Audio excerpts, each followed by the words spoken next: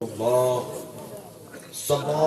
الصلاة والسلام عليك يا حبيب الله الصلاة والسلام عليك يا حبيب الله الصلاة والسلام عليك يا نبي الله الصلاة والسلام عليك يا نبي الله وعلى آلك وعلى آلك وصحابك وصحابك يا نور الله يا نور الله صلى الله تعالى تعالى عليك وسلم. عليك وسلم. رب کعبہ کی بارگاہ میں دعا ہے، مولا اپنے حبیب صاحب الاولاق صلی اللہ تعالی علیہ وسلم کے صدق و فعل ہم تمام حاضرین اور سامعین کو تو ماہ ربیع الاخر کی برکتوں سے بھرپور مالا مال فرما. میرے کریم، اس سال جتنے تیرے بندوں اور بندیوں نے تیرے محبوب کی 12ویں شریف اور سیدنا سرکار غوث اعظم کی 11ویں شریف منایا، انہیں دونوں جہاں میں اس کا بہتر اجر عطا فرما، اور ہماری قیامت تک آنے والی تمام نسلوں کو بھی غوث اعظم کی 11ویں اور اپنے محبوب صلی اللہ علیہ وسلم کی 12ویں شریف منانے والوں میں شامل فرما. جو حضرات بالکل پیچھے کی طرف بیٹھے ہیں، میں ان سے گزارش کروں گا، آگے کا کافی حصہ خالی ہے، آپ اگر تھوڑا سا آگے آ جائیں گے تو آپ کے اور میرے دونوں کے حق میں بہتر ہوگا.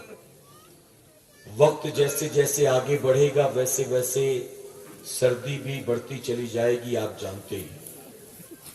اگر آپ اس پنڈال کے باہر بیٹھیں گے تو ٹھنڈ زیادہ لگے گی، اندر بیٹھیں گے تو شاید ٹھنڈ کم لگے، لوگوں سے دور بیٹھیں گے تو ٹھنڈ زیادہ لگے گی، لوگوں سے قریب مل کر بیٹھیں گے تو شاید ٹھنڈ کم لگے. جو لوگ سڑکوں پر بیٹھے ہوئے ہیں بالکل پنڈال سے ہٹ کر دور اندھیرے میں ان سے بھی گزارش کروں گا کہ وہ بھی اندر کی طرف آ کر بیٹھ جائیں. تقریباً 12:30 بجنے والے ہیں اور اب میں مائک پر آیا ہوں اور بہت دور کا سفر طے کر کے آیا ہوں، تو اب میں 15-20 منٹ میں تو اپنی گفتگو سمیٹوں گا نہیں، بلکہ آپ کو بھی تھوڑا سا مجھے وقت دینا پڑے گا. اجازت ہے نا؟ انتظامیہ نے تو اجازت دے دی ہے، لیکن میں آپ پر بوجھ نہیں بنوں گا، بلکہ جب تک آپ محبت سے سنتے رہیں گے اس وقت تک انشاءاللہ آپ کو کچھ باتیں سنانے کی اور سمجھانے کی کوشش کروں گا. میرے پیارے آقا علیہ الصلوۃ والتسلیم کے پیروانوں، آج جیسا کہ آپ جانتے ہیں کولکتہ میں اور ویسٹ بنگال میں یا پورے ہندوستان کے بہت سے علاقوں میں سٹرائک تھا، یعنی ہڑتال تھی. تو ہڑتال کی وجہ سے سید صاحب قبلہ بھی دن بھر بڑی مشقتیں برداشت کرنے کے بعد آپ کی اس محفل میں پہنچے ہیں. تو میں گزارش کروں گا کہ آپ چونکہ یہی رہتے ہیں، قریب میں آپ کے مکان ہوں گے، کوئی 2-3 کلو 4 کلومیٹر دور سے آیا ہوگا. میں اور سید صاحب قبلہ بہت دور کا سفر طے کر کے آئی ہیں، تو آپ سے میں امید کرتا ہوں کہ آپ انشاءاللہ آج کی اس محفل میں ایک اچھے میزبان ثابت ہوں گے اور اپنے مہمانوں کا محبت سے ساتھ دیں گے انشاءاللہ. میرے پیارے آقا علیہ الصلوۃ والتسلیم کے پیروانوں، یہ اللہ رب العزت کا بے پناہ کرم اور احسان ہے کہ اس نے 11ویں کی شب ہمیں اس بابرکت محفل میں منانے کا موقع عطا فرمایا ہے. آپ جانتے ہیں نا، مغرب کے بعد 11 تاریخ لگ گئی اور اس مہینے کی 11 تاریخ کی نسبت حضور غوث اعظم سے ہے. اور غوث اعظم صرف پیر نہیں ہے بلکہ وہ تمام پیروں کے پیر ہیں. غوث اعظم پیرانے پیر ہیں. تو آج مبارک شب ہے اور جانتے ہیں یہ وہ راتیں ہیں جن راتوں کے بارے میں میں کہتا ہوں کہ یہ سونے کی رات نہیں ہے بلکہ یہ سوئی ہوئی قسمت کو جگانے کی رات ہے. کہ آج کی شب اگر آپ کا جاگنا اللہ نے قبول کر لیا تو غوث اعظم کے صدقے کل قیامت کے دن یہی رات آپ کی جنت کی ضمانت بن جائے گی۔ تو اللہ نے موقع دیا ہے، اللہ نے توفیق دی ہے، تو بیٹھے ہیں آپ تو جسم کے ساتھ ذہن کو حاضر رکھ کر بیٹھیں گے کہ انشاءاللہ۔ اچھا، انتظامیہ والوں کو جو آ رہے ہیں جا رہے ہیں ان کو آپ اپنا کام کرنے دیں، آپ لوگوں کو آتا جاتا چلتا پھرتا دیکھنے کے لیے تو نہیں آئے نا، آپ جس کام کے لیے آئے آپ کی پوری توجہ اس طرف ہونی چاہیے۔ درود شریف پڑھ لیں ایک مرتبہ۔ اللہ رب محمد صلی اللہ علیہ وسلم نحن عباد محمد صلی اللہ علیہ وسلم۔ واہ کیا مرتبہ اے غوث بالا تیرا، واہ کیا مرتبہ اے غوث بالا تیرا، اونچے اونچوں کے سروں سے قدم آلہ تیرا، اور سر بھلا کیا کوئی جانے کہ ہے کیسا تیرا، سر بھلا کیا کوئی جانے کہ ہے کیسا تیرا، اولیاء ملتے ہیں آنکھیں وہ ہے تلوہ تیرا۔ اور یا رسول اللہ صلی اللہ علیہ وسلم، تیری سرکار میں لاتا ہے رضا اس کو شفیع، تیری سرکار میں لاتا ہے رضا اس کو شفیع، جو میرا غوث ہے اور لاڈلا بیٹا تیرا، جو میرا غوث ہے اور لاڈلا بیٹا تیرا۔ اور کسی کہنے والے نے بہت خوب کہا، ہمارے دین کی حقانیت کے یہ دونوں شاہد ہیں، ہمارے دین کی حقانیت کے یہ دونوں شاہد ہیں، معین الدین اجمیری، محی الدین جیلانی۔ میرے پیارے آقا علیہ الصلوۃ والتسلیم کے پیروانوں، المصطفیٰ فاؤنڈیشن کی زیر اہتمام ماہ ربیع الاخر کی 11ویں شب اس پاکیزہ محفل میں ہمیں اور آپ کو جمع ہونے کا موقع ملا۔ میں شکریہ ادا کرنا چاہوں گا المصطفیٰ فاؤنڈیشن کے تمام اراکین کا، تمام ذمہ داران کا، کہ انہوں نے اس محفل میں دعوت دے کر مجھے آج کی شب غوث اعظم کا ذکر کر کے مجھے نیکیاں کمانے اور آخرت کا سامان جمع کرنے کا موقع دیا۔ اللہ رب العزت محفل سجانے والوں کا سجانا اور دور دراز سے ہمارا اور آپ کا یہاں آنا قبول فرمائے۔ میرے پیارے آقا کے پیروانوں، یہ محفلیں محبتوں کی محفلیں ہیں۔ اس محفل میں آپ جانتے ہیں کہ شروع سے آخر تک بات ہوتی ہے تو محبت کی بات ہوتی ہے، کوئی لڑائی جھگڑے کی بات نہیں ہوتی ہے، کسی کی غیبت چگلی نہیں ہوتی ہے، بلکہ ہم یہاں جمع ہوتے ہیں تو اپنی آخرت کو سنوارنے کے لیے جمع ہوتے ہیں۔ میرے پیارے آقا علیہ الصلوۃ والتسلیم کے پیروانوں، میں سادات اکرام کی موجودگی میں اور علماء اکرام کی موجودگی میں پوری ذمہ داری کے ساتھ یہ بات کہنا چاہوں گا کہ یہ میرے رب کا بے پناہ کرم اور احسان ہے۔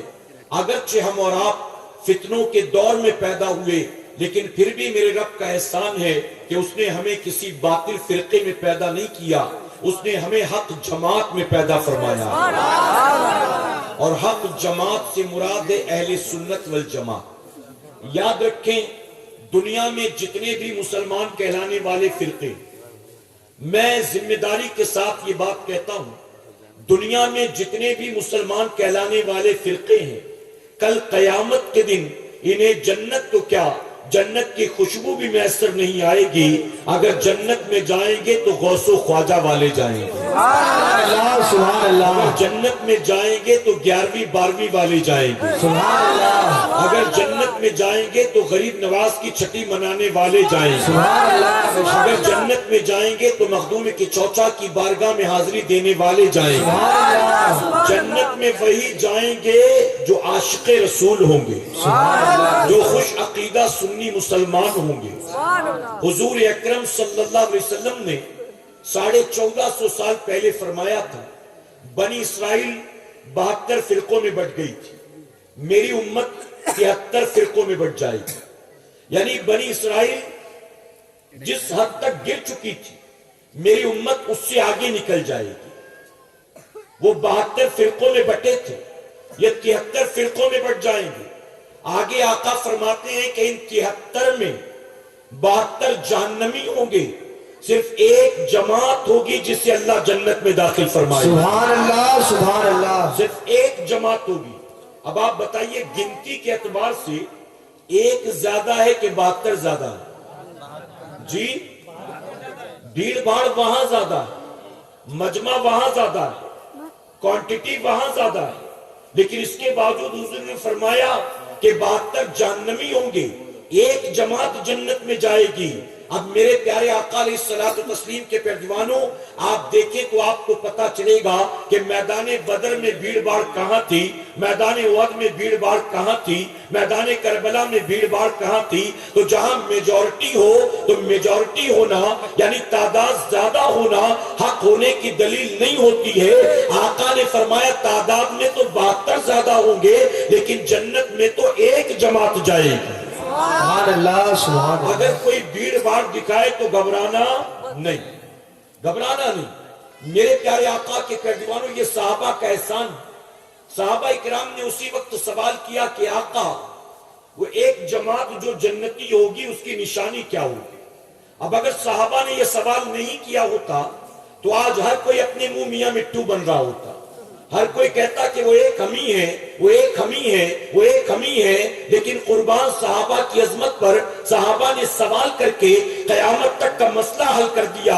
صحابہ نے عرض کیا آقا اس ایک جنتی جماعت کی نشانی کیا ہوگی, ان کا ہنر کیا ہوگا, ان کا کمال کیا ہوگا, ان کا عمل کیا ہوگا, آخر وہ لوگ جنت میں کیوں جائیں گے. تو میرے آقا نے بہت سی نشانیاں بیان کی اور ساتھ ہی میرے نبی نے یہاں تک فرما دیا کہ وہ جماعت جو جنت میں جائے گی وہ میرے اور میرے صحابہ کی سنت پر عمل کرنے والے ہوں. سبحان اللہ سبحان اللہ. اور آپ جانتے ہیں نعت شریف کا پڑھنا صحابہ کی سنت ہے. سبحان اللہ. بے شک. آپ کو کہیں اور نظر آتی ہے چیز, کہیں اور نظر آتی ہے؟ میرے پیارے آقا کے اور بھی کئی مثالیں دے سکتا ہوں. تو حضور نے فرمایا وہ جو جنتی جماعت ہوگی اس کی بہت سی نشانیاں. ایک نشانی یہ کہ وہ میرے اور میرے صحابہ کی سنت پر عمل کرنے والے ہوں گے. اب اے میری قوم کے جوانوں, میں تمہیں مطمئن کرنے کے لیے ایک سب سے بڑی نشانی نہ بتا دوں.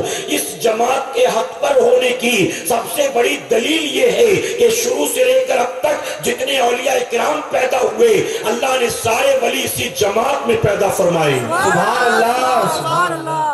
سارے ولی اللہ نے اسی جماعت میں پیدا کیے. کسی اور جماعت میں کوئی ولی نظر آتا ہے؟ کسی کے پاس کوئی مخدوم ہو تو بتائے, کسی کے پاس کوئی مجذوب ہو تو بتائے, کسی کے پاس کوئی پیر ہو تو بتائے, کسی کے پاس کوئی فقیر ہو تو بتائے, کسی کے پاس کوئی غوث ہو تو بتائے, کسی کے پاس کوئی خواجہ ہو تو بتائے, کسی کے پاس کوئی درویش ہو تو بتائے. اے مسلمانوں, کسی جماعت میں آپ کو کوئی ولی نظر نہیں آئے گا. انہوں نے حکیم الامت تو بنا لیے, انہوں نے بڑے بڑے مولوی تو بنا لیے, انہوں نے شیخ الحدیث تو بنا لیے, انہوں نے محقق تو بنا لیے, انہوں نے محدث تو بنا لیے, انہوں نے مفتی تو بنا لیے, انہوں نے علماء تو اپنے اعتبار سے پیدا کر لیے, لیکن کسی جماعت میں آپ کو کوئی ولی نظر نہیں آئے گا. بلکہ شروع سے لے کر اب تک جتنے اولیاء کرام پیدا ہوئے وہ سارے اولیاء کرام اہل سنت والجماعت ہی میں پیدا ہوئے. اور جانتے ہو سارے ولی اسی جماعت میں کیوں پیدا ہوئے؟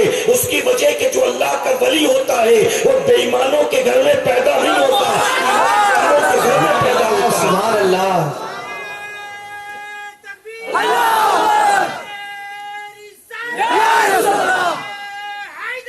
میں کہتا ہوں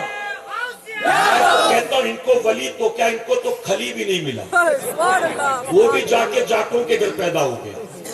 ان کو تو ولی بھی نہیں ملا اور کھلی بھی نہیں ملا. کھلی کو پہچانتے ہیں نا, ہمارے نوجوان جانتے ہوں گے, بزرگ حضرات بیچارے نہیں جانتے ہوں گے. ریسلر ہے انٹرنیشنل, پہلوان, وہ ہریانہ پولیس میں تھا, وہ تقریباً 6.5 فٹ کا ہے, اور پھر وہ امریکہ چلا گیا, وہاں جا کر پہلوانی کرنے لگا. آج انٹرنیشنل پرسنالٹی بن چکا ہے, خلی اس کا نام ہے. میرے پیارے آقا علیہ الصلوۃ والتسلیم کے پیروان ہو تو اللہ کا شکر ادا کرو, اللہ نے بے ایمانوں کے گھر میں پیدا نہیں کیا, ہمیں ایمان والوں کے گھر میں پیدا فرمایا. ہم اس جماعت میں پیدا ہوئے جس جماعت میں غوث اعظم پیدا ہوئے. سبحان اللہ. ہم اس جماعت میں پیدا ہوئے جس جماعت میں خواجہ اعظم پیدا ہوئے ہیں، ہم اس جماعت میں پیدا ہوئے جس جماعت میں مخدوم کے چوچا پیدا ہوئے ہیں، ہم اس جماعت میں پیدا ہوئے جس جماعت میں محدث اعظم پیدا ہوئے ہیں، ہم اس جماعت میں پیدا ہوئے جس جماعت میں مجدد اعظم پیدا ہوئے ہیں۔ تو اللہ تبارک تعالیٰ نے ہمیں باطل فرقے والوں کے گھروں میں پیدا نہیں کیا، اللہ نے ہمیں حق جماعت میں پیدا فرمایا۔ سبحان اللہ۔ تو سنیوں مطمئن رہو، اللہ کا شکر ادا کرو، اور کوشش یہ کرو کہ جو مسلک، جو مذہب، جو عقیدہ، جو جماعت ہمیں ہمارے باپ دادا سے ملی، ہمارے بعد ہماری نسلوں تک بھی وہی عقیدہ، وہی مسلک، وہی مذہب اور وہی جماعت ہم منتقل کریں گے انشاءاللہ۔ ان جلسوں کا اصل مقصد کیا؟ بھیڑ بھاڑ جمع کرنا مقصد نہیں، اور نہ ہی میں تو کہتا ہوں غوث اعظم کی کرامات سنانا مقصد۔ غوث اعظم کی کرامات آپ کو معلوم نہیں ہے؟ ابھی حضرت بیان کر رہے تھے، جتنی کرامات وہ بیان کر رہے تھے، کیا آپ نے اس سے پہلے کبھی سنا نہیں ہے؟ ہم تو سننی ہے، ہم بن بیان کیے بھی اولیاء کی کرامت کو حق مانتے ہیں۔ ہم اولیاء کی کرامات کے منکر نہیں ہیں، بلکہ میں تو کہتا ہوں کہ جو ولی کی کرامت کا منکر ہو وہ ولی کے اختیار کا انکار نہیں کرتا، وہ اللہ کی عطا کا انکار کرتا ہے۔ اس کی وجہ کہ اولیاء اکرام کی کرامات یہ بریلویوں کا عقیدہ نہیں ہے، بلکہ ولی کی کرامت یہ تو قرآن سے ثابت ہے، بخاری اور مسلم سے ثابت ہے۔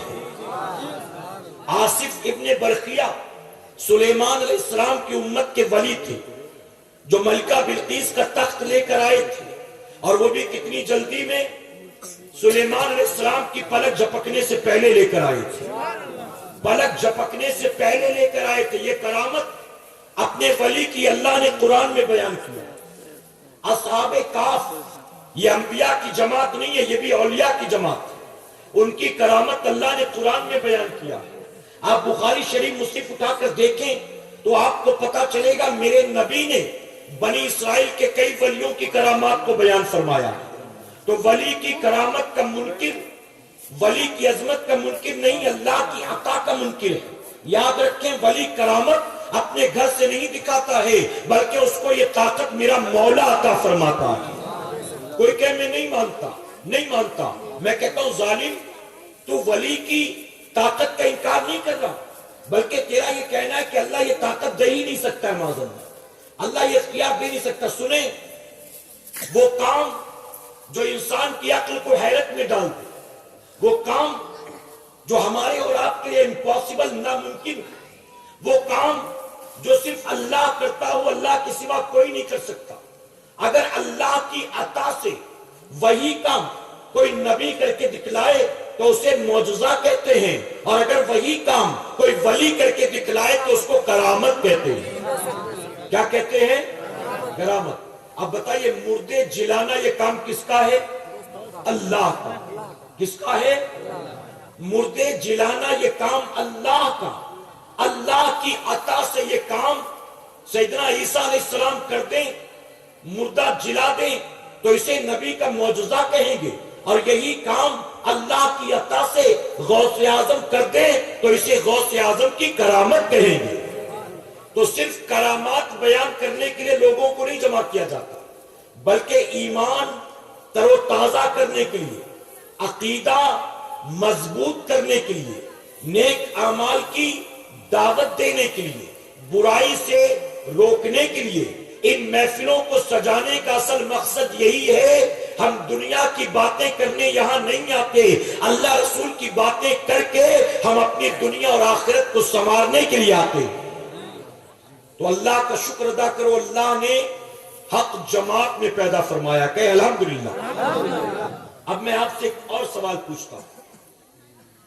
آج بہت سارے لوگ کہتے ہیں نا باپ دادا کی بات کرتے ہو، باپ دادا کی بات کرتے ہو۔ سنو، میرے پیارے آقا علیہ الصلوۃ والتسلیم کے پیروانوں، ایک نوجوان سے کسی پڑھے لکھے آدمی نے پوچھا کہ آج مسلمانوں میں بہت سے فرقے بن چکے ہیں، تم کون سے والے مسلمان ہو؟ یعنی تمہارا فرقہ کون سا ہے، تمہارا مسلک کیا، عقیدہ کیا، مذہب کیا؟ تو جانتے ہو نوجوان کیا کہتے ہیں؟ توجہ ہے نا آپ کی؟ نوجوان کہتا ہے الحمدللہ میں اسی مسلک، اسی مذہب، اسی عقیدے پر ہوں جس پر میں نے اپنے باپ دادا کو پایا تھا۔ ہم بھی وہی ہیں کہ نہیں بتائیے؟ جس پر میں نے اپنے باپ دادا کو پایا تھا۔ اس شخص نے کہا ٹھیک ہے، تو آپ کے باپ دادا کون سے مسلک کے تھے، کون سے عقیدے کے؟ تو نوجوان کہتا ہے الحمدللہ میرے باپ دادا اسی مسلک، اسی مذہب، اسی عقیدے پر تھے جس پر انہوں نے اپنے باپ دادا کو پایا تھا۔ تو اس نے پوچھا ان کے باپ دادا کون سے عقیدے کے تھے؟ نوجوان نے کہا ان کے باپ دادا اسی مسلک، اسی مذہب، اسی عقیدے پر تھے جس پر انہوں نے باپ دادا کو پایا تھا، اور ان کے باپ دادا اسی مسلک، اسی مذہب، اسی عقیدے پر تھے جس پر انہوں نے اپنے باپ دادا کو پایا تھا، اور ان کے باپ دادا اسی مسلک، اسی مذہب، اسی عقیدے پر تھے جس پر انہوں نے اپنے باپ دادا کو پایا تھا، اور ان کے باپ دادا اسی مسلک، اسی مذہب، اسی عقیدے پر تھے جس پر انہوں نے خواجہ غریب نواز کو پایا تھا۔ سبحان اللہ، سبحان اللہ۔ تو اب بتائیے جو آج آ رہے ہیں نئے نویلے، یہ حق پر ہیں یا جو غریب نواز نے لا کر دیا وہ حق پر؟ میں آپ سے پوچھتا ہوں، ہندوستان کی سرزمین پر آج جتنے بھی فرقے، میں پوچھتا ہوں دل پر ہاتھ رکھ کر جواب دو، ہندوستان کی سرزمین پر اسلام کا پرچم کس نے لہرایا ہے؟ کسی شیعہ نے، کسی بوری نے، کسی کھوجا نے، کسی چکرالوی نے، کسی بوچالوی نے، کسی نیچروی نے، کسی قادیانی نے، کسی مرزائی نے، کسی سو کالڈ اہل قرآن نے، کسی سو کالڈ اہل حدیث نے، کسی تبلیغی نے، کسی دیوبندی نے، بتاؤ اسلام کا پرچم کس نے لہرایا ہے؟ تو ماننا پڑے گا خواجہ غریب نواز نے لہرایا۔ سبحان اللہ، سبحان اللہ۔ اور خواجہ غریب نواز گستاخ رسول کا نام نہیں ہے، عاشق رسول کا نام ہے، عاشقی۔ اور جو غریب نواز سے ملا ہمارے باپ دادا کو، انہوں نے وہی منتقل ہم تک کیا، اور ہمیں وہی سب کچھ ایگزیکٹ اپنی نسلوں تک منتقل کرنا ہے۔ کہ انشاءاللہ ان محفلوں کا مقصد یہی ہے، عمل بھی سدھر جائیں، عقیدہ بھی مضبوط ہو جائے۔ میرے پیارے آقا کے پیروانوں، میں سید صاحب قبلہ کی موجودگی میں یہ بات ذمہ داری کے ساتھ کہوں گا، عقیدے کے معاملے میں ہم بالکل پرفیکٹ ہیں، مسلک کے معاملے میں، مذہب کے معاملے میں ہم بالکل پرفیکٹ ہیں، کوئی مائنس پوائنٹ نہیں ہے، لیکن ساری خرابیاں ہیں تو عمل کو لے کر، ساری خرابیاں ہیں تو عبادت کو لے کر۔ غلط تو نہیں کہہ رہا ہوں؟ یہ سنی نیاز کرنے میں کبھی پیچھے نہیں، پیچھے ہے تو نماز پڑھنے میں پیچھے ہے، ڈیگے پکانے اور ڈیگے لٹانے میں کبھی پیچھے نہیں، اگر پیچھے ہے تو اللہ کا سجدہ کرنے میں پیچھے، مزارات اولیاء پر جانے کا موقع ملے تو کبھی پیچھے نہیں ہٹتا، بلکہ کبھی کبھی تو دن بھر کا پروگرام بنا کر نکلتے ہیں۔ آج فلاں علاقے میں 8 مزارات ہے، ہمیں جانا ہے وہاں حاضری کے لیے، آج جمعرات ہے ہمیں فلاں مزار پر جانا ہے، تو کبھی پیچھے نہیں ہٹتا۔ میرے پیارے آقا کے پیروانوں، یہ مزارات پر جانے کو تیار ہے، اگر نہیں جاتا تو اللہ کے گھر میں یعنی مسجد میں جانے کو تیار نہیں۔ ساری خرابی یہاں ہے۔ اور یاد رکھنا، اگر آج کوئی بدعقیدہ یہ کہتا ہے سنی نیاز تو کرتا ہے نماز نہیں پڑھتا، تو آپ یہ نہ سمجھے کہ اپنی طرف سے بنا کر یہ کہہ رہا ہے، بلکہ ہم نے خود نماز نہ پڑھ کے اس کو موقع دیا ہے یہ باتیں کرنے کا۔ اگر ہم صرف جمعرات مزار پہ نہ جاتے، ہم صرف جمعہ مسجد میں نہ جاتے، بلکہ روزانہ اللہ توفیق دے تو روزانہ مزارات اولیاء پر حاضری دو، لیکن نمازیں بھی روزانہ 5 وقت کی پڑھا کرو۔ جب تم مزارات پر بھی حاضری دیتے اور نماز پنجگانہ کی بھی پابندی کرتے تو کیا کوئی بدعقیدہ تم پر انگلی اٹھا سکتا تھا؟ میں آپ سے پوچھتا ہوں، عید میلاد النبی صلی اللہ علیہ وسلم کے موقع پر آپ نے جھنڈے لگائے ہوں گے، لگائے کہ نہیں لگائے؟ جھنڈے لگائے ہوں گے، آپ نے لائٹیں بھی لگائی ہوں گی، گلیاں بھی سجایا ہوگا، مسجدیں بھی سجائی ہوں گی، آپ نے ممکن ہے کہ علماء کو بلا کر تقریر بھی کرایا، نیاز بھی کی ہو، اپنے گھر میں کچھ نہ کچھ جو اللہ نے توفیق دی پکایا بھی ہوگا۔ بہت سارے علاقوں میں جلوس بھی نکلتا، لاک ڈاؤن کی وجہ سے اس سال جلوس نہیں نکل سکا، بڑے بڑے شہروں میں آپ نے جلوس بھی نکالا ہوگا، اب میں کہتا ہوں دل پر ہاتھ رکھ کر ذرا میرے ایک سوال کا جواب دو. یہ جھنڈے لگانا میں اس کو روکتا نہیں, یقیناً یہ اچھا کام ہے. یہ لائٹیں لگانا اچھا کام ہے. یہ جلسے کرنا اچھا کام ہے. یہ نیازیں کرنا اچھا کام ہے. یہ جلوس نکالنا اچھا کام ہے. یہ ساری چیزیں جو تم حضور کی میلاد کے نام پر کرتے ہو یہ سب کا سب جائز ہے. یہ باعث رحمت ہے, یہ باعث برکت ہے, یہ باعث نجات ہے. لیکن تمہیں یہ بھی ماننا پڑے گا کہ ان تمام کاموں میں سے کسی ایک کام کو میرے نبی نے اپنی آنکھوں کی ٹھنڈک قرار نہیں دیا, بلکہ تم نے جو فجر کی نماز چھوڑی ہے, تم نے جو ظہر قضا کی ہے, تم نے جو عصر مغرب اور عشاء کی پرواہ نہیں کی ہے, جو نمازیں تم چھوڑے بیٹھے ہو, دراصل میرے نبی نے انہی سجدوں کو اپنی آنکھوں کی ٹھنڈک قرار دیا. سبحان اللہ سبحان اللہ. تم نمازیں چھوڑ چھوڑ کر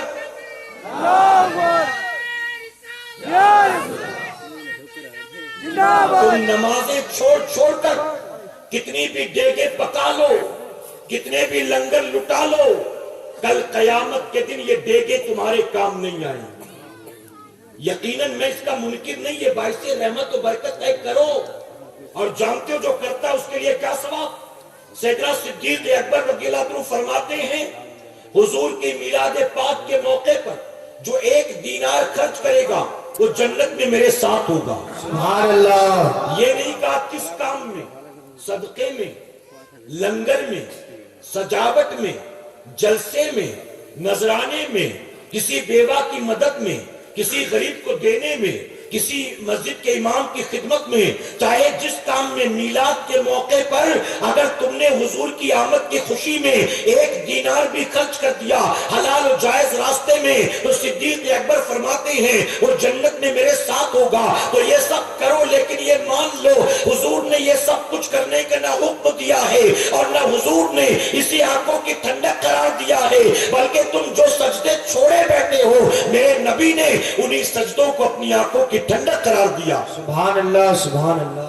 آج کئی مرد ہمارے پاس آ کر کہتے ہیں حضرت میری بیوی میری بات نہیں مانتی, حضرت میرے بچے میری بات نہیں مانتے, نہ بیوی مانتی ہے نہ بچے مانتے, میں کیا کروں سمجھ میں نہیں آتا. میں ان کے ساتھ بہت اچھے سے رہتا ہوں, لڑتا جھگڑتا نہیں, ڈانٹتا مارتا نہیں, اس نے سلوک سے پیش آتا ہوں, لیکن میری بات وہ مانتے ہی نہیں. میں اس سے پوچھتا ہوں تم نماز پڑھتے ہو, وہ کہتا نہیں حضرت ٹائم ہی نہیں ملتا. تو میں کہتا ہوں جو اللہ کی نہیں مانتا بیوی بچے اس کی کیا خاک مانیں گے. تو اللہ رسول کی ماننا شروع کر دے, تیری بیوی تیرے بچے خود تیری ماننا شروع کر دیں گے. جو اللہ رسول کی نہ مانے وہ یہ توقع کرے کہ میرے مرید میری مانے, میرے شاگرد میری مانے, میرے دوست میری مانے, میرا پارٹنر میرا مانے, میرا پڑوسی میرا مانے, میرے کسٹمر میری مانے, میری بیوی میری مانے, میرے بھائی میری مانے, میرے گھر والے میری مانے. تیری تو چاہتا ہے دنیا مانے اور تو اللہ کی ماننے کو تیار نہیں ہے. اے مسلمانوں سن لو, منبر رسول پر موجود ہوں, تم زندگی بھر یہ چاہو کہ دنیا تمہاری مانے, تم اللہ رسول کی نہیں مانتے تو دنیا بھی تمہاری نہیں ماننے والی ہے. اور میرے غریب نواز نے اللہ رسول کی مانی تو نتیجہ یہ ہوا جب غریب نواز نے اللہ رسول کی مان لی ان کی کھڑاؤں بھی ان کی بات مانتی. سبحان اللہ. نعرہ رسالت, نعرہ تکبیر, نعرہ تکبیر. جشن خوش الورا کانفرنس. غریب نواز اللہ رسول کی مانتے ہیں, انا ساگر کا پانی بھی ان کی بات مانتا ہے. غریب نواز اللہ رسول کی بات مانتے ہیں. پرتھوی راج چوہان کا ایجنٹ بن کر آیا جوگی جے پال اور یہاں آنے کے بعد غریب نواز کی ماننے لگا ہے. اور یہ ہمارے اپنے اپنی نہیں مانتے. کیوں نہیں مانتے؟ کیونکہ نہ ہم اللہ کی مانتے نہ رسول اللہ کی مانتے. غلط تو نہیں کہہ رہا میرے بھائی. جانتے ہو کسی دیہاتی سے ایک پڑھے لکھے نوجوان نے پوچھا تھا کہ بابا ایک سوال پوچھوں. وہ غریب دیہاتی کسان تھا, کھیت میں کام کر رہا تھا. نوجوان چلا جا رہا تو اس کی نظر پڑی تو اس نے کہا کہ بابا اگر اجازت ہو ایک سوال پوچھوں. بزرگ نے کہا پڑھا لکھا تو آدمی نہیں ہوں, لیکن میں نے عمر کی بنیاد میرا جو تجربہ ہے ہو سکتا ہے تمہارے سوال کا جواب دے دوں. تو نوجوان نے کہا بابا یہ سوال کئی لوگوں سے پوچھ چکا, کاروباریوں سے, علماء سے, دانشوروں سے, دنیا داروں سے. جواب تو ہر ایک نے دیا لیکن اطمینان بخش جواب کوئی نہیں دے سکا. آپ دے سکتے ہیں؟ بوڑھے نے کہا پوچھو، ہو سکتا ہے کہ جواب دے دوں تجربے کی بنیاد۔ تو نوجوان نے کہا بابا مجھے بتاؤ مسلمان کون ہے اور مومن کون ہے؟ مسلمان مومن دونوں ایک ہی چیز ہے کہ دو الگ الگ چیزیں؟ تو بزرگ نے کہا بیٹا تو نے بڑا اچھا سوال پوچھا، سن مسلمان کون اور مومن کون سن۔ جو اللہ کو جانتا ہے وہ مسلمان ہے، اور جو اللہ کی مانتا ہے وہ مومن۔ سبحان اللہ سبحان اللہ، بے شک۔ جو جانتا ہے وہ مسلمان اور جو مانتا ہے وہ مومن۔ اگر میں کہوں تو ناراض مت ہونا، یہاں سارے مسلمان بیٹھے ہوئے ہیں، لیکن بتاؤ اس مجمع میں مومن کتنے بیٹھے ہوئے ہیں؟ مسلمان تو سارے ہیں، اللہ کو جانتے تو سب ہیں، لیکن کتنے ہیں جو اللہ کی مانتے بھی ہیں؟ اگر کوئی کہے مانتا ہوں تو میں پوچھوں گا اگر تو مانتا ہے تو فجر میں پیر پسارے سویا کیوں رہتا ہے؟ اگر تو مانتا ہے تو ظہر کے وقت اپنی فیکٹری میں دکان میں کیا کر رہا ہوتا ہے؟ اگر تو مانتا ہے تو جھوٹ کیوں بولتا ہے؟ اگر تو مانتا ہے تو داڑھی کیوں منڈاتا ہے؟ اگر تو مانتا ہے تو شادیوں میں ڈی جے کیوں بجاتا ہے؟ اگر تو مانتا ہے تو فلمیں کیوں دیکھتا ہے؟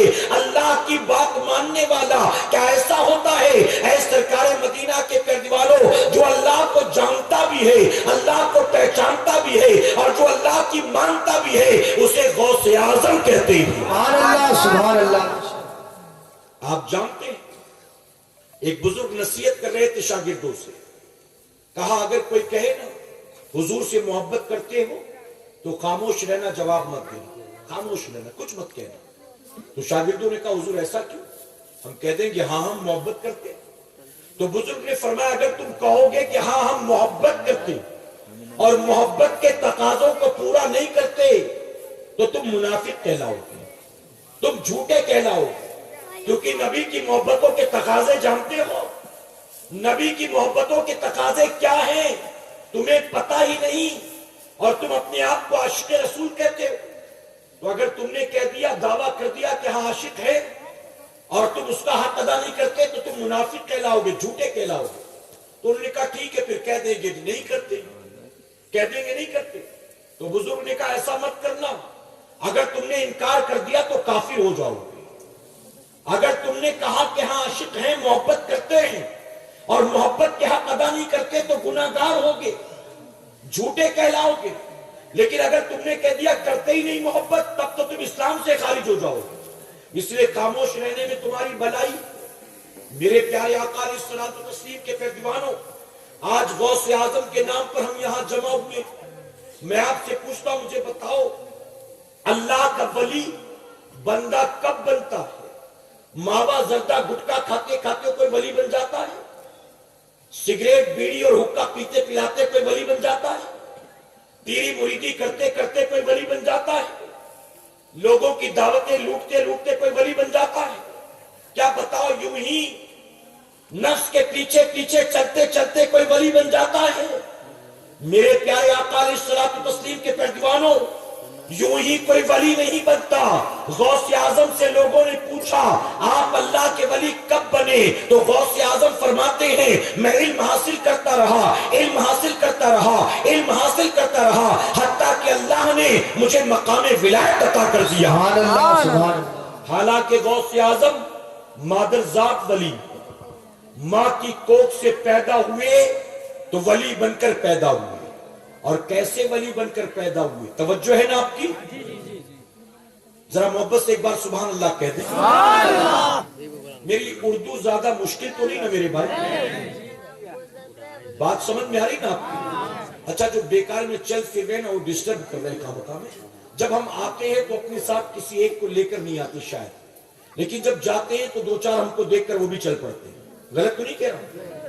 کوئی جانا بھی چاہتا ہے لیکن ہمت نہیں ہوتی کہ میں اٹھوں گا تو لوگ پتہ نہیں کیا سوچیں گے، لیکن دوسرا آدمی ایک کونے سے اٹھتا ہے تو اس کی بھی ہمت بڑھ جاتی ہے کہ وہ جا رہا ہے چلو اسی کے ساتھ ساتھ ہو جاتے ہیں۔ تو جو اس طرح لے جانے والے میں ان سے پوچھتا ہوں کہ جو تو اپنے ساتھ 3 کو لے گیا آتے ٹائم بھی 3 لایا تھا کیا؟ لایا تھا کیا؟ تو جب لا نہیں سکتے تو لے جانے کا حق کس نے دیا ہے؟ اس لیے یا تو بیٹھے رہیں یا تو خاموشی سے چلے جائیں، ڈسٹرب نہ کریں۔ میری بات سمجھ میں آ رہی نا آپ کی؟ درود شریف پڑھنے ایک مرتبہ اللہ محمد صلی اللہ علیہ وسلم، نحن عباد محمد صلی اللہ علیہ وسلم۔ غوث اعظم کیسے ولی؟ مادرزاد ولی، یعنی ولی بائی برتھ، ماں کے پیٹ سے ولی بن کر پیدا ہوا۔ مدرسے میں داخل کرایا گیا، پہلا دن ہے، بسم اللہ خوانی کرانی۔ استاد نے کہا پڑھو بیٹا بسم اللہ الرحمن الرحیم۔ آپ نے بسم اللہ پڑھا، استاد نے سورہ فاتحہ پڑھانا شروع کیا۔ استاد ابھی رکے، غوث اعظم آگے بڑھے، سورہ فاتحہ مکمل ہوا، پہلا پارا بھی ختم ہو گیا، دوسرا پارا شروع کر دیا، تیسرا پارا شروع کر دیا، چوتھا پارا پڑھنا شروع کر دیا۔ ابھی آپ تقریباً 4 سال کے بچے تھے، آپ پڑھتے چلے جا رہے ہیں، استاد بھی پریشان ہے، جو لوگ وہاں موجود تھے وہ بھی حیران تھے، اتنا چھوٹا سا بچہ پڑھتا جاتا ہے پڑھتا جاتا ہے۔ یہاں تک فرمایا گیا کہ اس پہلی محفل کے اندر آپ نے 17 پارے پڑھ کر سنا دیے، 17 پارے مکمل ہوئے۔ اس کے بعد کہتے ہیں اب آگے سے آپ مجھ کو پڑھا دیجئے، اس کے آگے کا آپ مجھے یاد کرا دیجئے۔ استاد نے حیرت کے ساتھ کہا بیٹا 17 جہاں سے یاد کر کے آئے تھے، آگے کبھی وہی یاد کر لیتے، میں نے تو سمجھا کہ آج تمہارا پہلا دن ہے، تم 17 پاروں کے حافظ ہو، آخر تمہارا استاد کون ہے؟ اتنی کم عمر میں تمہیں 17 پارے کس نے یاد کرا دیا؟ وہ صاحب کمال شخص کون ہے؟ میں اس کو دیکھنا چاہتا ہوں، بتا تو صحیح بیٹا یہ 17 پارے تو نے یاد کہاں کیے؟ اب ہماری مائیں بہنیں اور بچیاں سن لیں، غوث اعظم فرماتے ہیں مدرسے میں تو آج پہلی بار ہی آیا ہوں، بسم اللہ خوانی تو آج ہی ہوئی ہے، کسی استاد کے سامنے میں نے بظاہر آج ہی زانو ادب طے کیا ہے، میں کسی مدرسے میں آج تک نہیں گیا، ہاں البتہ یہ 17 پارے میں نے زمین پر یاد نہیں کیے ہیں، میں نے اپنی ماں کے شکم میں یاد کر لیے ہیں، اپنی ماں کے پیٹ میں یاد کر لیا۔ استاد نے کہا وہ کیسے؟ غوث اعظم فرماتے میری ماں 17 پاروں کی حافظہ ہیں، بعض لوگوں نے 18 پارے لکھے ہیں۔ غوث اعظم کہتے میری ماں 17 پاروں کی حافظہ ہیں، جب رات کو دن بھر کے کام کاج سے فری ہو کر وہ بستر پر جاتی تھی تو سونے سے پہلے میری ماں روزانہ یہ 17 پارہ دہراتی تھی، اور ماں بستر پر بیٹھ کر دہراتی جاتی تھی اور میں پیٹ میں سن سن کر اسے یاد کرتا جاتا۔ سبحان اللہ سبحان اللہ، نعرہ رسالت، نعرہ تکبیر، عظمت والدین، نعرہ رسالت۔ میں آپ سے پوچھتا ہوں، مجھے آپ بتائیں جب سورج گرہن ہوتا ہے یا چاند گرہن ہوتا ہے تو اس وقت گھر کی بڑی بوڑھیاں، جو عورتیں، جو بچیاں، لڑکیاں حاملہ ہوتی ہیں، ان کو گھر کے کمرے میں بند کر دیتی کہ نہیں بند کر دیتی؟ کہتی حاملہ عورت باہر نہیں نکلنی چاہیے، سورج کو گرہن لگا، نکلا بھی نہیں، اور وہ بھی سورج جو ہزاروں میل کی اونچائی پر۔ عورتیں کہتی ہیں کہ حاملہ عورت کو چھپا دو کمرے میں، اگر کھڑکی کہیں ہو تو وہاں بھی بوری لگا دی جاتی، پردے لگا دیے جاتے کہ سورج کی روشنی نہ یہاں پڑے نہ یہاں سے سورج یا آسمان دکھائی دے۔ اتنا سب کچھ ہوتا ہے کیوں؟ وہ جانتی ہے کہ اگر سورج گرہن میں حاملہ لڑکی باہر نکلے گی تو شکم میں پلنے والے بچے پر اس کا اثر ہوگا۔ بتائیے میں غلط تو نہیں کہہ رہا ہوں؟ اے سرکار مدینہ کے پیروانوں، آپ سوچیں کہ سورج ہزاروں میل کی اونچائی پر ہے اور وہ بھی اس کو گرہن لگ گیا ہوا ہے اور بچہ ماں کے شکم میں ہے، اور عورتیں کہتی ہیں کہ سورج گرہن کا شکم میں پلنے والے بچے پر اثر ہوگا۔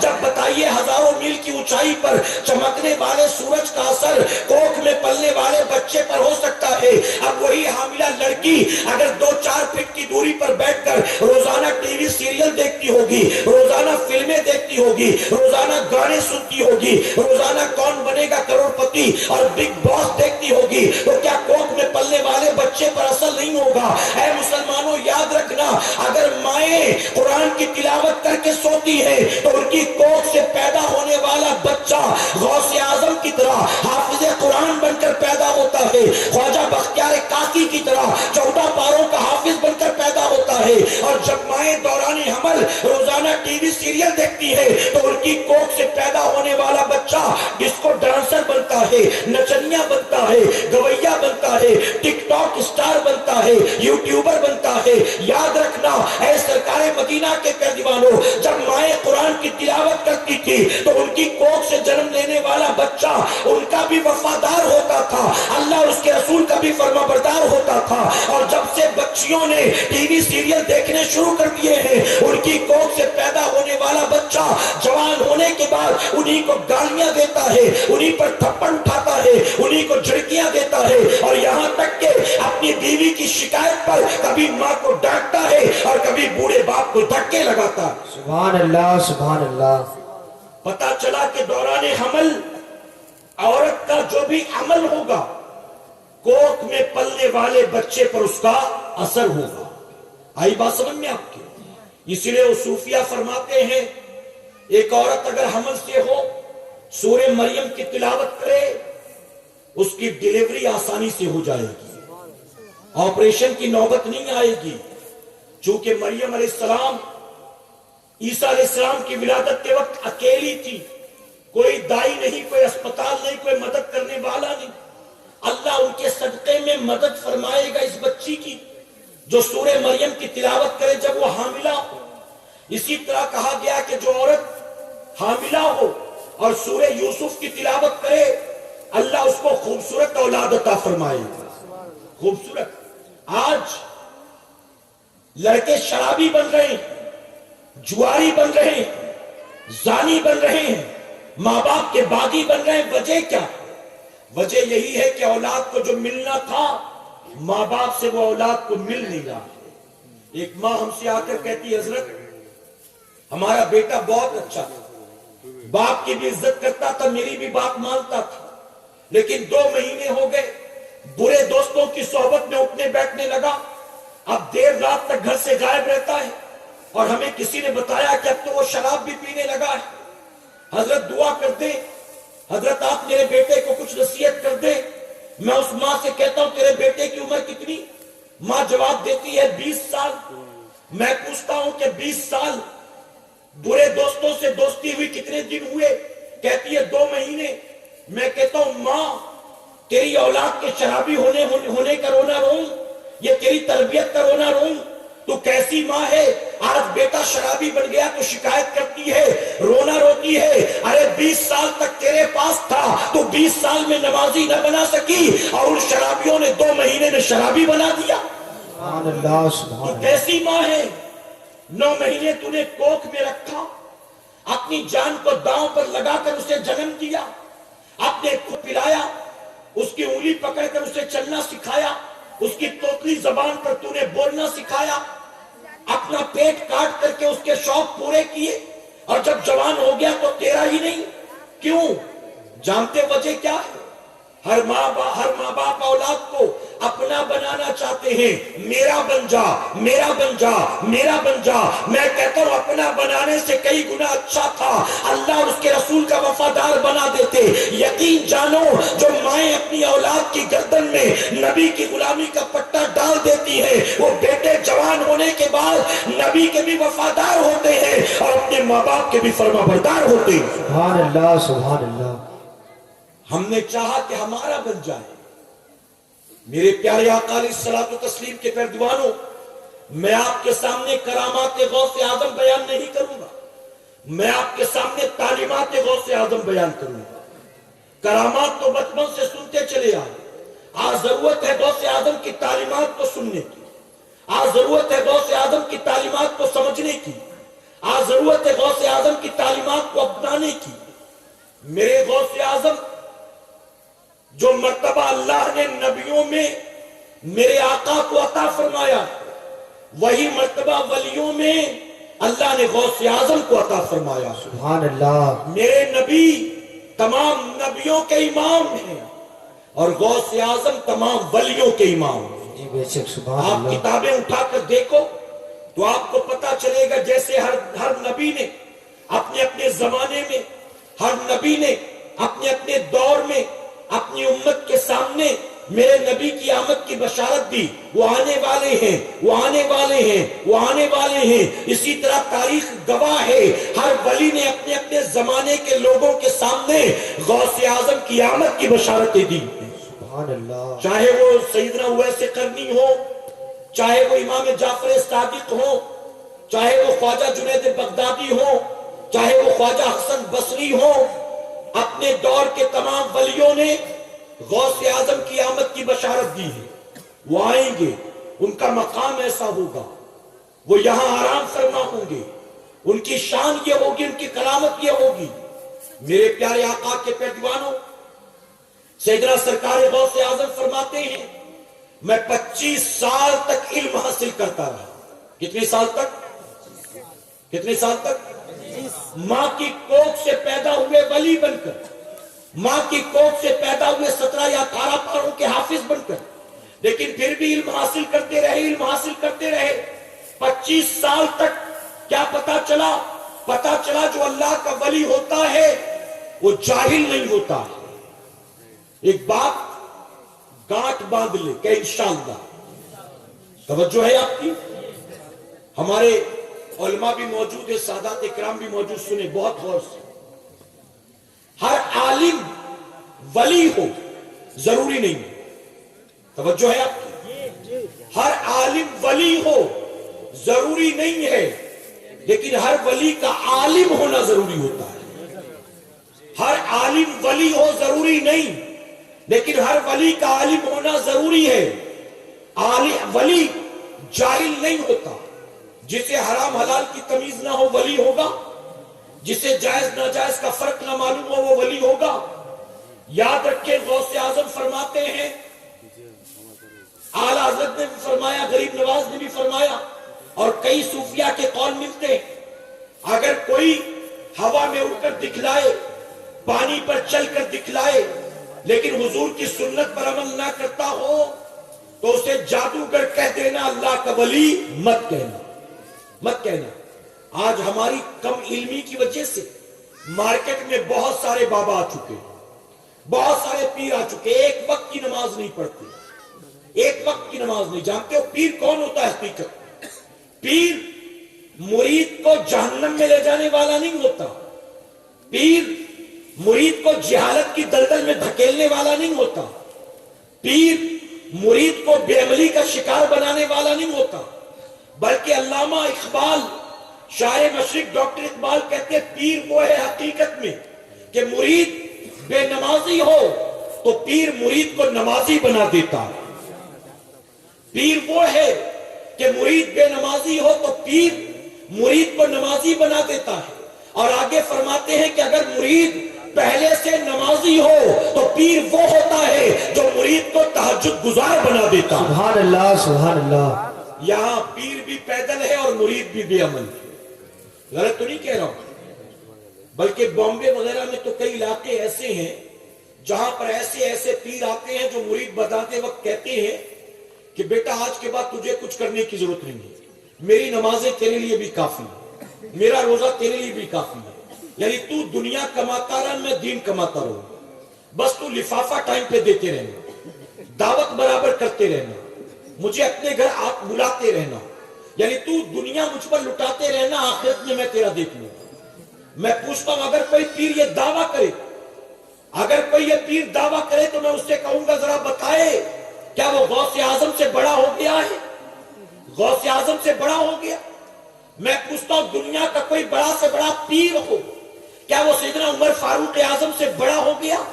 کیا وہ سیدنا صدیق اکبر سے بڑا ہو گیا؟ ارے سیدنا عمر فاروق اعظم نے آپ ایک تنکے کو اٹھاتے ہیں، آنکھوں سے آنسو جاری ہو جاتا ہے۔ کون ہے سیدنا عمر فاروق اعظم جن کی تعریف جو ہے خود میرے نبی فرماتے ہیں، آقا فرماتے ہیں میرے بعد نبوت کا دروازہ بند نہ ہوتا، اللہ عمر کو نبی بنا کر بھیجتا۔ آقا فرماتے ہیں عمر کی زبان سے اللہ بولتا ہے، آقا فرماتے ہیں عمر تمہیں دیکھ کر شیطان راستہ بدل کر بھاگ جاتا ہے۔ آقا فرماتے ہیں میرا عمر وہ ہے جس کی نیکیاں آسمان کے ستاروں کے برابر ہیں۔ آقا فرماتے ہیں کہ عمر وہ ہے قیامت میں جس سے اللہ سب سے پہلے مصافحہ کرے گا، اللہ اکبر، وہ عمر فاروق اعظم جس کی تعریف امام الانبیاء کرتے ہیں۔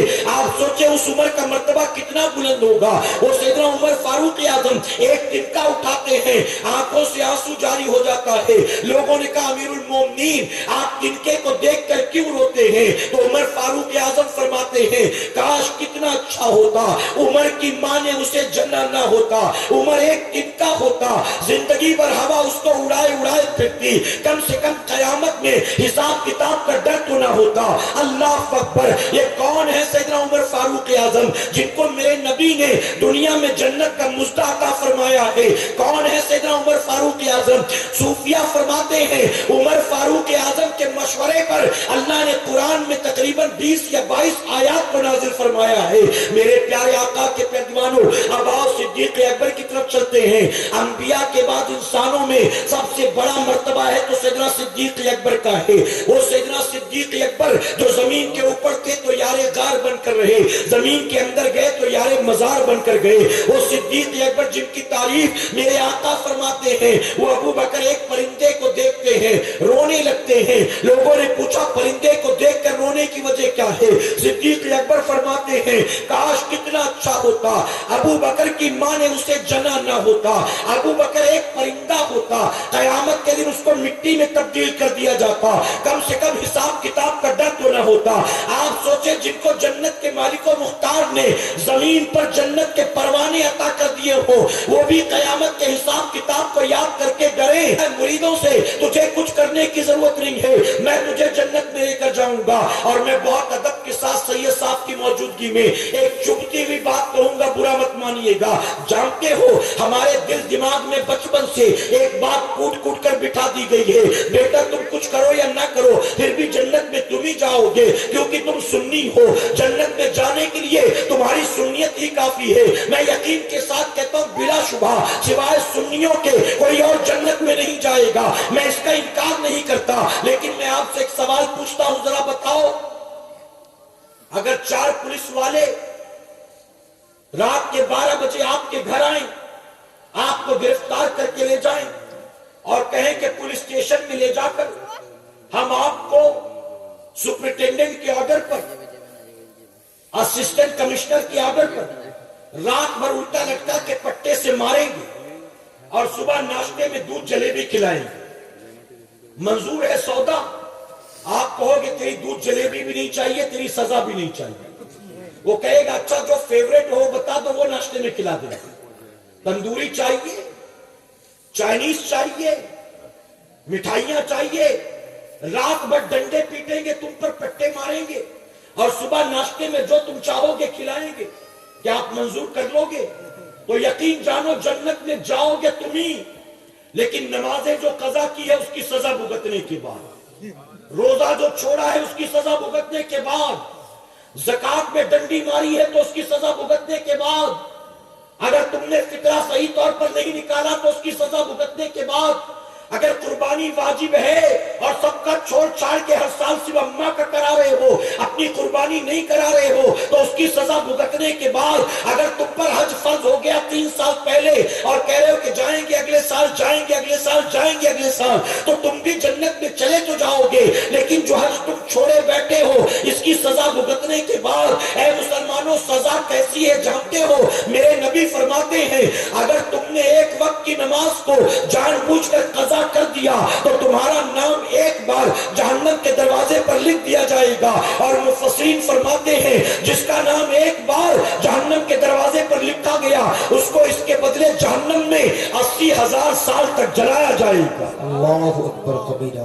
अब मैं कहता हूं मेरी कौम के जवानों, ऐ दुकानदारों, ऐ बिजनेसमैन, ऐ कारोबारियों, जरा कैलकुलेटर निकालो मोबाइल में और कैलकुलेट करो, एक नमाज छोड़ने के बदले 80,000 साल, 5 वक्त की नमाज छोड़ा तो कितनी बार, कितने साल?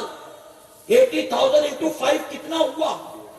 हफ्ते भर छोड़े बैठा उसका कितना, महीने भर छोड़े बैठा उसका कितना, साल भर छोड़े बैठा उसका कितना, तो कितने साल जहन्नम की सजा भुगतने के बाद जन्नत में जाएगा? कभी सोचा? और जानते हो बाज लफ्फाजी करने वाले लिफाफा छाप मौलवियों ने यहां तक कह दिया कि सुन्नी तवाइफ के कोठे पे मर जाए तब भी जन्नत में जाएगा और बदअकीदा खाने काबा में मर जाए तब भी जहन्नम में जाएगा। मैं कहता हूं सुन्नियों को माज़अल्लाह क्या मरने के लिए तवाइफ का कोठा ही बचा था? तुम ले भी गए तो कहां ले गए? आखिर वहां से हमारा क्या लेना देना? ये सारी बातें, ये लफ्फाजियां, ये जुमलेबाजियां और ये बड़े बड़े दावे और वादे सिवाय बेअमली का शिकार बनाने के और कुछ नहीं दे सकते। गलत तो नहीं कह रहा मेरी बात? जब हमें बचपन से ये कह दिया जाए बेटा کچھ کرو نہ کرو تمہیں جنتی کیونکہ سنی ہو. تو بتائیے وہ عمل کے راستے پر چلے گا؟ وہ نماز کے راستے پر چلے گا؟ اور ہماری مینٹلٹی بن چکی ہے کسی اچھے پیر کا دامن پکڑ لو پیر صاحب جنت میں لے کر جائیں گے تم کو. پیر صاحب میں تم سے پوچھتا ہوں اس کائنات میں کیا میرے نبی سے بڑا کوئی پیر ہو سکتا ہے؟ اور اس کائنات میں پوری انسانیت میں صدیق اکبر سے بڑا کوئی مرید ہو سکتا ہے؟ پیر کی راتیں اٹھا کر دیکھو مرید کی راتیں اٹھا کر دیکھو. میرے آقا نماز پڑھتے آپ کے پائے ناز میں ورم پڑ جاتے تھے. اللہ خود فرماتا محبوب کچھ دیر آرام کر لو محبوب کچھ دیر آرام کر لو. جس رب کے سجدے کر رہے ہیں وہ رب خود فرماتا محبوب آرام کر لو. لیکن آقا پوری رات عبادت کرتے تھے. اور جب پیر ایسا ہوتا ہے تو مرید کی راتوں کا عالم دیکھ لو. فرمایا کہ صدیق اکبر روزانہ رات کو نماز نفل کے لیے کھڑے ہوتے تھے. کبھی پوری رات قیام میں گزر جاتی تھی کبھی پوری رات رکوع میں گزر جاتی تھی کبھی پوری رات سجدے میں گزر جاتی تھی. اے مسلمانوں پتہ چلا اگر پیر با عمل ہوتا ہے تو مرید بے عمل نہیں ہوتا بلکہ با عمل پیر اپنے مرید کو بھی با عمل بنا دیتا. سبحان اللہ سبحان اللہ. اب یہاں میں آپ کو ایک روایت بتاؤں. اب میں اپنی گفتگو سمیٹنے کی کوشش کرتا ہوں. اجازت ہے آپ کی؟ کیونکہ میں دیکھ رہا ہوں دھیرے دھیرے آپ تھک رہے ہیں. اب میں 10-12 منٹ کے اندر سمیٹ دوں گا. اجازت ہے آپ کی؟ سنیں گے؟ ایک صحابی رسول جن کا نام ہے حضرت ربیعہ. حضرت ربیعہ روزانہ رات میرے آقا کی خدمت میں رہتے تھے. تہجد کے لیے پانی پیش کرتے وضو کا. ایک رات دریائے رحمت جوش میں حضرت ربیعہ نے پانی پیش کیا. میرے نبی نے فرمایا ربیعہ مانگو کیا مانگتے ہو؟ دریائے رحمت جوش میں آقا فرماتے ربیعہ مانگو کیا مانگتے ہو؟ نبی کے یہ جملے یہ بتا رہے ہیں کہ اللہ نے مجھے محتاج بنا کر نہیں بھیجا مجھے مجبور بنا کر نہیں بھیجا اللہ نے مجھے مالک و مختار بنا کر بھیجا. یہ نہیں کہا ربیعہ لو چلو چادر میری رکھ لو خوش ہوں میں تم سے. لو یہ امامہ تم لے لو. لو یہ پیرہن تم لے لو. لو یہ نالین تم لے لو. لو یہ تھوڑے سے دینار لے لو. لو یہ سونے کی اشرفیاں لے لو. نبی نے یہ نہیں کہا ربیعہ یہ لے لو بلکہ ربیعہ کو پاور دے دیا. ربیعہ جو مانگتے ہو مانگ لو. گویا نبی کے یہ جملے بتاتے ہیں اللہ نے مجھے مالک و مختار بنا کر بھیجا ہے. اور اسی لیے تو میرے امام نے کہا میں تو مالک ہی کہوں گا. تمہیں بڑا بھائی کہنا ہے تو کہو تمہیں ڈاکیا کہنا ہے تو کہو تمہیں گاؤں کا مکھیا کہنا ہے تو کہو تمہیں اپنے جیسا معمولی بشر کہنا ہے تو کہو تم اپنی عقلوں کے مطابق جو کہنا ہے کہو. اعلیٰ حضرت فرماتے میں تو مالک ہی کہوں گا کیونکہ وہ مالک کے حبیب. میں تو مالک ہی کہوں گا کیونکہ وہ مالک کے حبیب یعنی محبوب و محب میں نہیں میرا تیرا. سبحان اللہ سبحان نعرہ تکبیر نعرہ تکبیر نعرہ رسالت نعرہ رسالت نعرہ حیدری. صحابی کا عقیدہ دیکھیں. حضرت ربیعہ نے یہ نہیں کہا کہ حضور میں آپ سے کیوں مانگوں میں ڈائریکٹ اللہ سے مانگوں گا. آپ سے مانگوں گا تو شرک ہو جائے گا. کیا بتائیے آج کا مولوی زیادہ دین جانتا ہے کہ صحابہ زیادہ دین جانتے تھے؟ آج کے مولوی نے تو اپنی طرح کسی مولوی سے پڑھا ہوگا دین کو. صحابہ اکرام نے تو دین لانے والے آقا سے دین کو سیکھا تھا. ایک ڈاکٹر پگلا ڈاکٹر ہمارے ملک میں رہتا تھا. آج کل وہ باہر ہے جانتے ہیں نا. اس نے کچھ دن پہلے یہ کہا تھا کہ اللہ کے سوا کسی سے نہیں مانگنا چاہیے. چاہے بڑا سے بڑا ولی ہو چاہے بڑا سے بڑا نبی ہو چاہے خود محمد صلی اللہ علیہ وسلم نے ان سے بھی نہیں مانگنا چاہیے. آپ جانتے ہیں میں کس کی بات کر رہا ہوں؟ میرے پیارے آقا کے پیروانوں جو یہاں سے گیا تھا عمرہ کرنے اور آج تک واپس نہیں آ پایا. بھٹک رہا ہے. کبھی سعودی جاتا ہے کبھی انڈونیشیا جاتا ہے کبھی ملیشیا جاتا ہے کبھی کانگریس سے بات کرتا ہے کبھی پی ایم صاحب سے بات کرتا ہے کیونکہ اس کو یہ ڈر ہے کہ جیسے انڈیا میں لینڈنگ ہوگی ایئرپورٹ پر اس کو اریسٹ کر دیا جائے گا. اس نے بھاگا بھاگا پھر رہا ہے. اور جانتے ہو بھاگا بھاگا پھرتا کیوں ہے؟ میرے امام نے پہلے ہی کہہ دیا تھا جو تیرے در سے یار پھرتے जो तेरे दर से यार फिरते हैं दर बदर यूं ही कार फिरते हैं। सुभान अल्लाह सुभान अल्लाह। नबी के सिवा, अल्लाह के सिवा किसी से नहीं मांगना चाहिए। हम कहते तू ज्यादा दीन जानता है कि सहाबा ज्यादा जानते थे।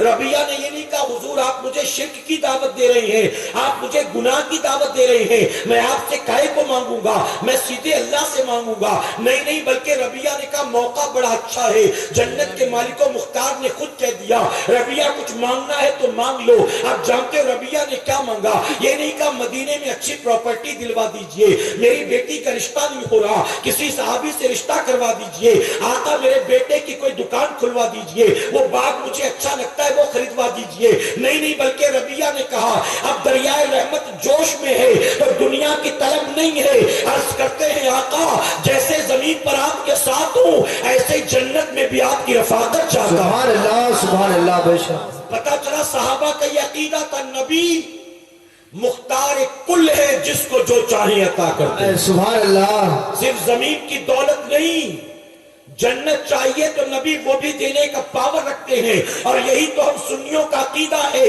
जन्नत का खालिक अल्लाह है, जन्नत के मालिक रसूलुल्लाह